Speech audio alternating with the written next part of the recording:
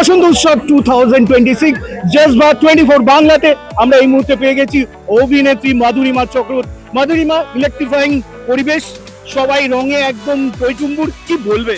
দারুণ লাগছে, amazing amazing. আজকে আসার সময় তাই আমি আমার ফ্রেন্ডসদের বলছিলাম, আমি আমার ফ্রেন্ডসদেরও আজকে এনেছি এখানে, যে আমার ছোটবেলা থেকে একটা স্বপ্ন ছিল, ঠিক ছোট থেকে একটু বড় হচ্ছি গাঁদা ফুলের মালা নিয়ে রং খেলতে আসবো। সেটা আমার এখন অব্দি 1 বছরও হয়নি, তো সেটা আমার স্বপ্নই রয়ে গেছে।